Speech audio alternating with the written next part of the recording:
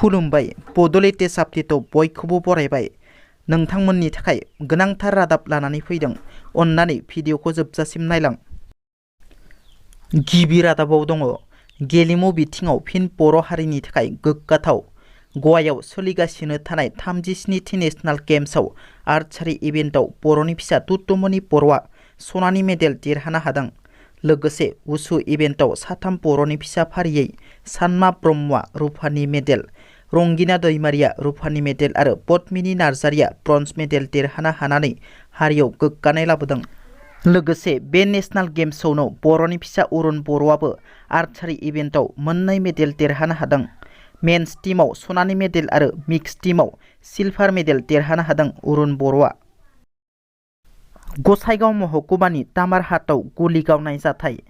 बे जाथाया थांनाय हराव गसाइगाव महकुमानि सिङाव थानाय आसाम आरो सोनाब बेंगल रायजोनि सिमा तामारहाट थुतुरागमारि गामियाव सोमजियो।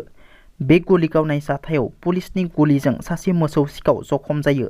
लोगोसे सानै मोसौ सिखाव फालांगियारिजों लोगोसे AS16K 6727 वागनार आरो AS17C 2518 बलेर' पिकआप गारिखौ पुलिसा हमनो हायो।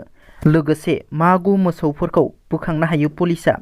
सिखावफोरनि मुंखौ खौराङाव फोसावनाय जाथ'वाखै। फिन सासे बर' फरायसुलिया गावनि बेसेन गोसा जिउखौ फोजोबना लादों। क'क्राझार जिल्लानि पर्बतजरा महकुमानि सिङाव थानाय सिलिंजरा नैथि खोन्दो लरकबारि गामिनि 10 थाखोआव फरायनाय फरायसुलिया गावनि जिउखौ फोजोबना लादों। मैया फुंनि 7:30 समाव क'क्राझार जिल्ला पर्बतजरा महकुमानि बग्रिबारि पुलिस थानानि बेन्दोंआव थानाय सिलिंजरा नैथि खोन्दो लरकबारि गामिनि टिक्राय ब्रह्मनि फिसाजो रिंखांस्रि ब्रह्मआ गावनि जिउखौ फोजोबना लानाय जाथाया ओनसोलनाङैनो सोमोनांहोदों।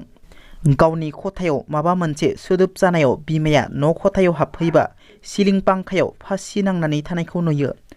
लोगो लोगोनो बिमाया दावराव दावसि जायो आरो फासि नांनायखौ बोख्लायनानै दोनो। नाथाय दसे समनि उनावनो फिसाजोआ जोबथाहांबोयो होनना न'खरनि सुबुंफोरा फोरमायो।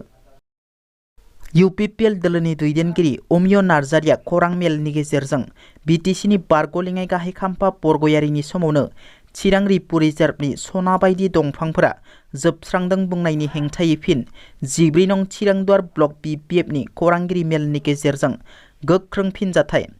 अमिय नार्जारिया बुंनायनि सायाव फोरमान होनो हायाब्ला आयेननि राहा लागोन। दंफां हमनायनि आन्दोआव BPFआ जेबो लोब्बा गैया। मोननै NGOनि गेजेराव जालायदों बे जाथाया। BPF दोलोनिफ्राय गोख्रोङै नायबिजिरनो आरो हाग्राखौ रैखाथि होनो सरकारखौ खावलायदों। दिनैनि रादाबा एसेनोसै। नोंथांमोना जुदि आंनि भिडिअखौ नायनानै मोजां मोनदोंब्ला अन्नानै लाइक, शेयार आरो साबस्क्राइब खालामनो दाबाव। गोजोन्थों।